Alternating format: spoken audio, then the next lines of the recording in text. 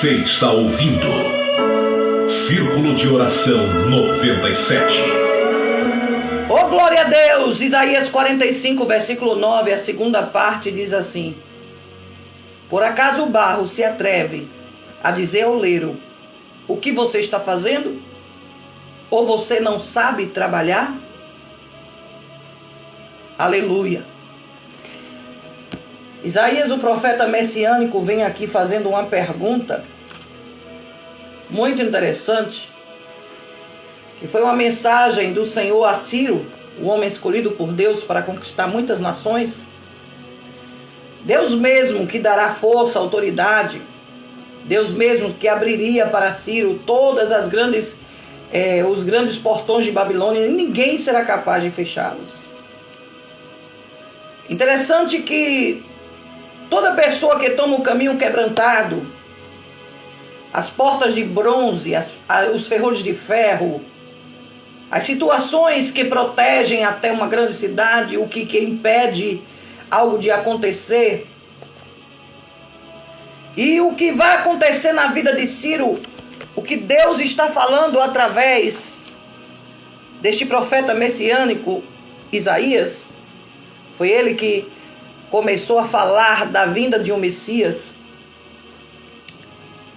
E essa pergunta sempre me deixa com muita preocupação. Muitas vezes a gente está fazendo algo para o Senhor e se entristece por bobagens e querendo correr, entregar, colocar a arpa no salgueiro, entregar nossa responsabilidade. Aí o Senhor pergunta: quem és tu, caco, entre os outros cacos de barro, para contender com o teu Criador? Tem alguém que se acha muita coisa, alguém que pensa que ele pode agir de qualquer forma, de alguma forma que ele queira. Mas aquele que está na mão do Senhor, se ele se acha muito autossuficiente, se ele se acha muita coisa, o Senhor vai e quebra. Interessante que na mão do oleiro, na passagem de Jeremias 18, eis que como um barro na mão do oleiro, assim sois vós na minha mão, ó casa de Israel. 18:6. Aquela passagem onde Jeremias foi preciso ser levado até a casa do oleiro, para que ele ali descesse. Escuta bem, levanta-te e desce. Levantar do comodismo e descer a casa do oleiro, e lá te farei ouvir as minhas palavras. Chegando lá, ele vê que o oleiro fazia um vaso de barro sobre as rodas. Naquela época não existia o torno, que é ligado na energia, bota uma tomada, liga o botão, tá tudo certo. Não, naquela época era tipo uma máquina antiga de costura. Não sei se você chegou a pegar, não sei se é a minha idade, né? Tô com 44, pode ser que alguns aí sejam mais novos. Mas existia uma máquina de costurar com um pedalzinho, tinha umas correias, tá? Que as irmãs costureiras, até tem algumas delas ainda, costuravam com um pedalzinho que elas iam pedalando assim, dando força. A roda menor dava força à roda maior, e assim eram as rodas para a criação de um vaso naquela época. Existiam 3 rodas: a pequena, que dava carreira, que era a maior velocidade, e a segunda, que era a média, e a terceira, que era grande, que tinha uma velocidade menor, mas também girava. E a Bíblia diz que o oleiro pegou um pedaço de barro seco e coloca em cima daquela roda viva, em cima das rodas, e começa a trabalhar naquele pedaço de barro seco. E a palavra diz que de repente o oleiro pega um pouco de água e molha o barro. No caso da gente, o Senhor nos dá um banho, né, nas vestes antigas, e ainda derrama óleo. Quem é que vai entender que barro misturado com água e óleo vai servir para alguma coisa? Se antes era um pedaço de barro seco, não servia para nada, imagine agora um pedaço de barro molhado e com óleo. Aí o oleiro começa a moldar aquele vaso, e depois do vaso pronto, o oleiro, isso na terra, remove ele de cima das rodas com a espátula, para não tocar no vaso, porque como ele está mole, ainda molhado, se ele pegar com todo jeito, aí ou desmonta ou marca com os dedos. E o oleiro sabe disso e tira ele com a espátula de cima das rodas, da roda viva. da roda onde se fazia, que agora é um torno, né? Que é ligado na tomada e tem botão, é tudo automatizado. E ali remove aquele barro ainda molhado, sensível, você está entendendo, né? Remove ele de cima das rodas e põe ele para descansar. No tempo do oleiro da terra é 2 a 3 dias. A Bíblia diz que para Deus, um dia como 1000 anos. Só que não pode colocar este vaso que saiu agora molhado de cima das rodas para descansar no sol, porque ele vai, seca logo e racha. Coloca ele na sombra. Aquele que habita no esconderijo do Altíssimo, a sombra do Onipotente descansará. Ele foi removido dali de cima, da montagem, onde o oleiro deixou ele pronto, foi para a sombra. Quando a gente aceita Jesus, é um pedaço de barro seco, ele molha a gente com a sua unção, ele vai derramando óleo sobre a nossa cabeça, a gente fica um pedaço de barro molhado, e o oleiro começa a nos moldar, e a gente ainda sensível não pode estar no sol causticante, então ele põe na sombra dele. E alguém começa a procurar a gente para fazer o mal, para nos vender. Cadê ele? Cadê ela? Onde é que ela está? Aceitou a Jesus e serve. Agora é crente, faz tudo errado, agora se converteu. E aí o Senhor começa a mudar a história daquele pedaço de barro. E ele está na sombra, no esconderijo, está escondido. E o Senhor começa a montar este vaso, o tempo de espera. Para mim e para você é muito difícil, mas a palavra é bem clara quando diz: esperei com paciência. Esperar já é ruim, e com paciência piorou. Esperei com paciência no Senhor, e Ele se inclinou para mim e ouviu o meu clamor. Aí eu estou lá na sombra, estou resguardado do mal, do perseguidor. Como diz a palavra, teve tempos que Elias profetizou contra o reinado de Acabe. Mas teve um tempo que depois da profecia, depois conforme a palavra dele, que não chovia bom tempo ali naquele reino. Começou a faltar as coisas, a sequidão chegou. E no tempo foi necessário que Elias ficasse fora de cena. Ele está agora numa caverna, próximo ao rio Querite, onde ele tomava sua água, aonde vinham ali os corvos e o alimentava de carne. E Elias começa a bater um temor, e Elias com medo de Jezabel dentro da caverna, escondido. Mas há tempo do crente aparecer e ao tempo do crente estar dentro, firmado, guardado, debaixo da sombra da proteção do oleiro. Aí o que acontece? Elias está guardado ali, mas começa a bater a fraqueza. Porque quando você vai ao templo buscar, quando você está junto de alguém que tem unção, quando você recebe uma palavra diária, quando tem um pastor que cuida das tuas feridas, quando tem alguém que te dá um conselho, quando você vai para a igreja e escuta experiências novas, você não fica do mesmo jeito. Você não fica como Elias estava. Elias estava numa situação de pedir a própria morte, diz a palavra.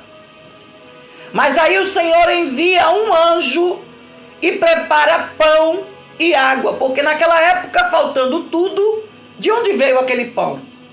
Tinha carne que as aves traziam, aí parou de vir. O rio estava seco, não tinha mais água. Mas agora o Senhor prepara pão e água. E a Bíblia diz que era o pão quentinho, morninho, porque ele preparou ali mesmo, o anjo preparou. E olha para Elias assim com autoridade e diz: olha, come pão e bebe água, vice. Eu creio nesse negócio. Porque longo te será o caminho. Tu tá entendendo? Há quantos estão querendo parar por causa de cara feia, por causa de uma Jezabel, por causa do rei Acabe, estão querendo parar porque se quebrou em alguma coisa, estão querendo parar porque talvez esteja aí com rachadura, estão querendo parar porque alguém diz assim: aqui você não prega, aqui você não serve, aqui você não passa de nada, aqui você não vai ter nunca oportunidade. Mas eu tenho algo para te dizer: o oleiro, ele tem uma oportunidade para você, ele tem uma prateleira para te colocar, ele tem uma novidade de história para fazer na tua vida. Aleluia.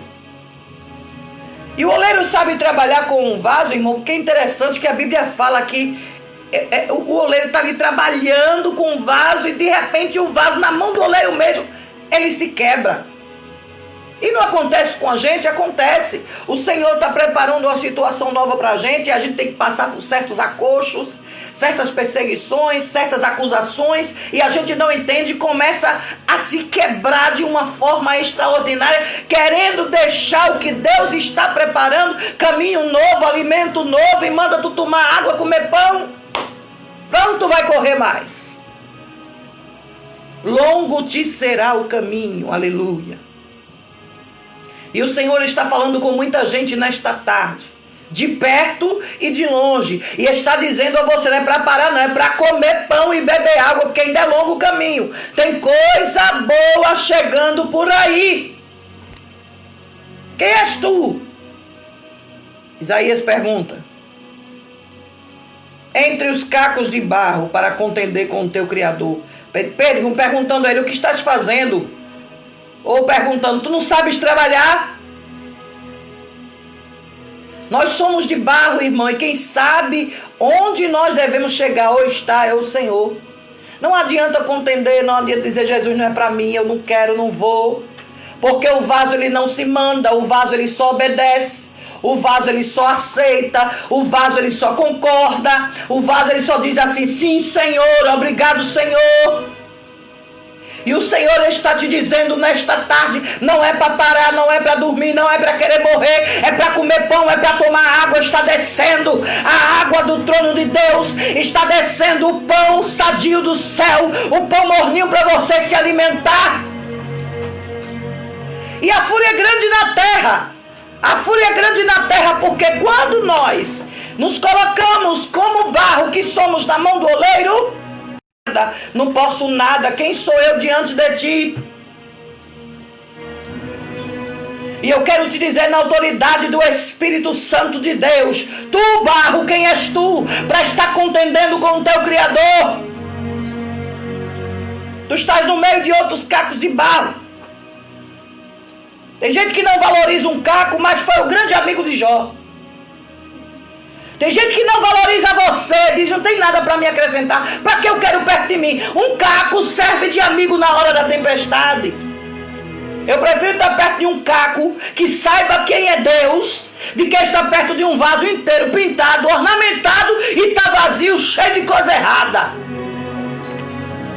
Tem vaso por aí, irmão, que a gente olha, aparentemente é um vaso de ornamento, um vaso de honra, e a gente até se admira, mas lá na frente é um caco. É uma coisa troncha. É um vaso cheio de garrancho que deixou entrar coisas vis desse mundo, trocando os pratos do céu por lentilha. Nem troque nem venda a sua vinha. Os maiores reis da terra, eles procuravam logo tirar aquilo que Deus deu. Pode observar que por mais que Saul tivesse, era o rei na época, mas tinha inveja do cântico de Davi, tinha inveja do chamado de Davi, tinha inveja da forma que Deus usava Davi. Até quando Davi tocava, os demônios que estavam em Saul saía. Eu dizia à cantora Lady Lopes que eu estava esses dias, quando nós assumimos esse compromisso com a nossa bispa Jacimara, que não está aqui hoje por motivos maiores, mas está ouvindo. O Senhor me incomodava a convidar a cantora Lady. E eu dizia: Senhor, me confirma, porque eu tenho muitas amizades, tenho muitos cantores que amo. Fiquei muito feliz em ver a Miriam Pereira aqui, também admiro, uma das cantoras da terra, que tem um histórico lindo de muitos anos de louvor. E eu disse: Jesus, me confirma. E o Senhor me confirmava, e nós acertamos ontem para hoje. Aí você vai dizer assim: como é que é isso? É porque Deus conhece a nossa agenda. E quando é a vontade de Deus, meu amigo, pode dar o que der. Aleluia. Eu penso assim, as coisas de Deus é tão surpreendente que nem a gente mesmo entende, né? E aí a gente vai dizer aqui, como esta passagem está bem clara: guerreando com o oleiro, guerreando com o Criador, querendo dizer: e eu vou para lá fazer o quê? O que é que Deus está querendo de mim, de você? Você já canta? Amém, cante mais. Você já prega? Pregue mais. Já ganha vidas? Ganhe mais. Vai pra rua, faça mais. Mas ainda tem dom. Deus te entregou mais talento do que esse para usar na terra. E se Deus tem te usado no microfone da igreja, vai te usar no microfone da rádio. Se Deus tem te usado numa praça pública, vai te usar dentro do hospital. Se Deus tem te usado no hospital, vai te usar no presídio. O que é importante é que aí ainda tem água. Tu és poço e tem muita água. E tu estás querendo correr de quê? A responsabilidade não é tua. Foi o Senhor que fez isso. Não contenda, só aceite. Diga amém. Não é para ir, Jesus. Não é para fazer. Conversava com a irmã essa semana que dizia assim: Mamilca, o que é que a senhora vai fazer naquela igreja dali? Não vou nem citar o bairro porque vai magoar os irmãos. Eu disse: minha amada, olha, de onde eu vim, eu ia para culto de pregação, abrir pela primeira vez com meu pai, o dono da casa e a esposa. Então, para público, para mim, não faz diferença. Se é bairro nobre, pequeno ou grande, não me interessa. Se é tempo com grandes regalias, porque eu estava ontem na El Shaddai, eu cheguei e me assustei. Pense num templo que você fica assim, ó, como diz, a gente anda muito, né, irmãos? Mas tem tempos que a gente tem que falar. O da bispa e esse aí é assombroso. E ali eu fiquei muito feliz com o Senhor, porque é tudo na essência. Tanto tem aquela igreja pequena que tem unção, como tem aquela igreja grande que tem unção. E eu senti a glória de Deus ontem naquele lugar. O bispo fez, eu me chamei tão de última hora e eu me assustei que vocês estão aqui. Mas é aquele negócio quando Deus marca, irmão. Não tem agenda certa. É isso. Tava marcado uma coisa, meu filho teve um acidente e aconteceu uma coisa, uma outra. E aí nós chegamos lá. Então eu quero te dizer em nome do Senhor Jesus, tira essa soberba do teu coração. Tu não és nada, não passa de vaso. E quando está inteiro é bom. E quando se quebra, e quando vira caco. Tu és apenas vaso na mão do oleiro. Quando Jeová mandar, tu tiver condições ou não, ele manda a condição. Se tu estás com recurso ou não, Jeová manda. Mas tu vais fazer a vontade de Deus. E agora eu vou dizer que feita a minha bispa. Está feito e acabou-se. Vamos cantar aí com o nosso querido abençoado. A nossa irmã pediu o hino dele. Vai dar certo com Gerson Rufino. E daqui a pouco eu quero esse hino escolhido, viu? Esse hino escolhido tem uma história. E a gente vai saber já já. Irmã Leide Lopes já chegou.